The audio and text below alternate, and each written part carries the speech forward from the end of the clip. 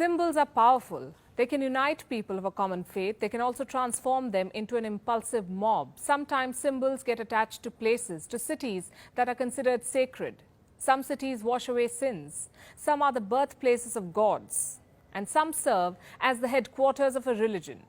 But no city in the world has ever played a greater role in the history of a religion as Jerusalem has for Judaism, for Christianity, and for Islam. Hello and welcome to Gravitas Plus. I'm Palki Sharma Upadhyay. They call it the city of peace, yet Jerusalem today and has been throughout history a city of conflict. It has been destroyed twice, fought over 16 times, besieged 23 times, attacked 52 times, and traded hands on many more occasions. Jerusalem has divided people. It has also united them in reverence as a holy land. What makes the city so special yet so complex? Let's break it down for you. I'll start with the history. Jerusalem is old, really old, 4,440 years or perhaps longer. Over the centuries of its existence, three major religions have fought for its control: Judaism, Christianity, and Islam.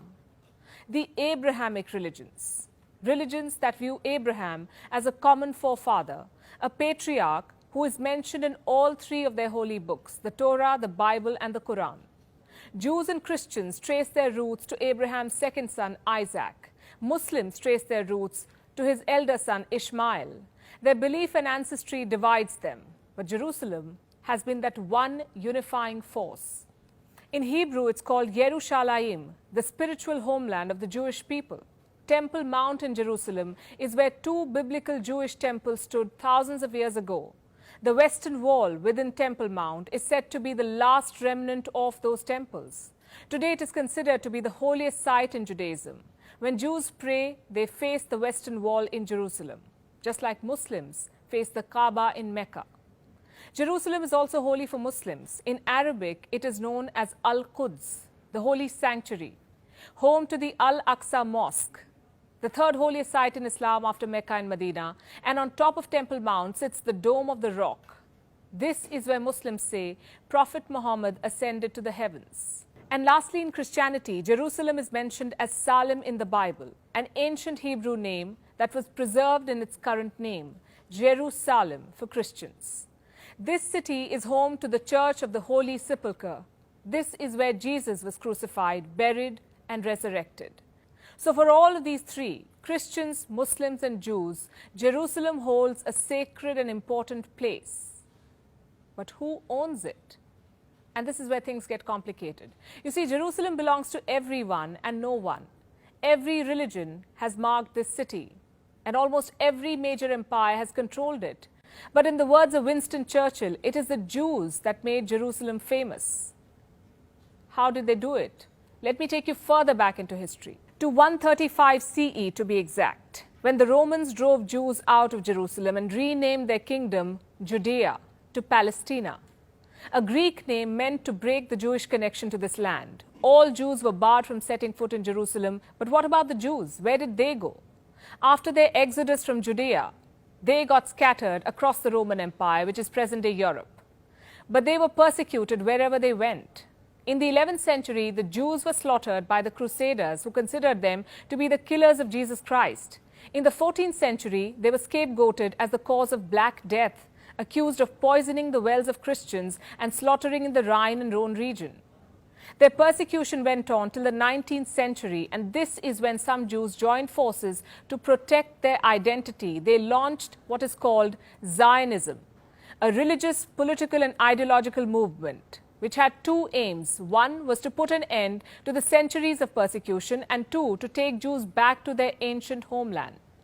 The Zionists believed that Judaism was as much a religion as it was a nationality, that the Jews deserved their own state, the same way the French deserved France or the Chinese deserved China. This movement is what brought Jews back to Israel. Today, Zionism is Israel's national ideology. Towards the end of the 19th century, Zionism led to a massive Jewish immigration to Palestine. By 1903, at least 30,000 had re-established themselves in Palestine. By 1914, 40,000 more Jews had resettled there.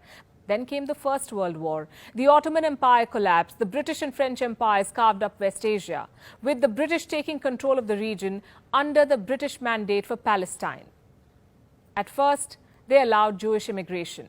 But as more Jews arrived, tensions between Jews and Arabs grew. Both sides committed acts of violence, both claiming to be the victims. So by the 1930s, the British began limiting Jewish immigration. Things changed again after the rise of Nazi Germany. 6 million Jews were killed in the Holocaust. The remaining fled to the US and Palestine in large numbers. By 1944, the Jewish population in Palestine had increased to 33% of the total. This galvanized much of the Western world in support of a Jewish state, with much of the Arab world against it. In 1947, as sectarian violence between the Arabs and the Jews grew, the United Nations approved a plan to divide British Palestine into 2 separate states. One for Jews, called Israel, and one for Arabs, called Palestine. The city of Jerusalem was to become a special international zone, since it housed the holy sites of both religions. This plan was a colossal failure. The British first failed to prevent the violence and then washed their hands of all responsibility. They left the land in a mess, just as they left India and Pakistan after partition. The Jews accepted the UN plan. On 14th May 1948, they proclaimed independence. They formed a new state. The Palestinians viewed this as theft. They accused Jews of stealing their land. What followed was decades of endless animosity between the Jews and the Arabs. In the last 70 years, there have been 8 recognized wars, 2 Palestinian intifadas or uprisings, and a series of armed conflicts. Israel treated them as do-or-die battles, and with each conflict, it gained more control of Palestine. It helps to look at a map to understand this. This was Israel's map in 1947. It changed to this after the Arab-Israeli War of 1948. To this after the Six-Day War of 1967, and as of 2020, it looked like this, with East Jerusalem under Israeli control and Palestinian territories reduced to small ghettos. We are in 2021 now, and the Israel-Palestine conflict has resurfaced. Jerusalem has once again become a city under siege. In Gaza, buildings are shaking, streets are crawling with troops, and flashbangs are flying overhead. It's been called the most intense hostility in years, the heaviest offensive since the 2014 Gaza war. What explains these killings? Like always, a piece of land.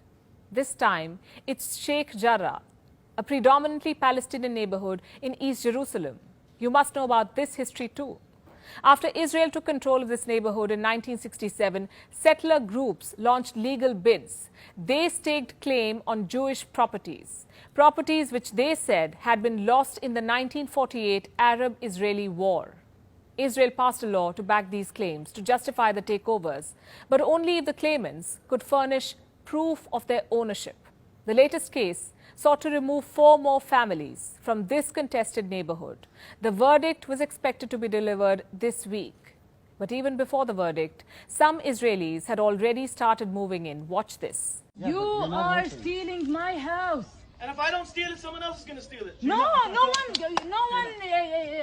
is allowed to steal it, ya ammi. If I don't steal it, someone else will. This video was by far the biggest catalyst in the ongoing conflict. It mobilized Palestinians who were already complaining of unwarranted restrictions on them during Ramadan.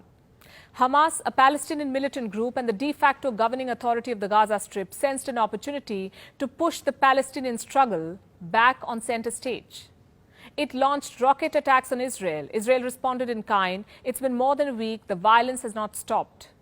What will it take to end this violence? What will it take for peace to be restored in Jerusalem?